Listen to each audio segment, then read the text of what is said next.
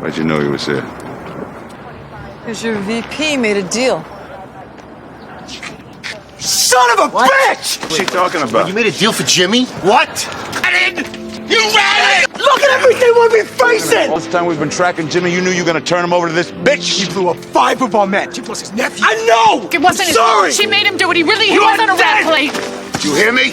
You are dead! Dead! Sign my death warrant. I'm sorry, but you know what? Your mother was right. This could never work. There's just no trust.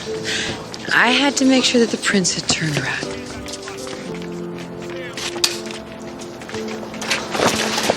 Let's go.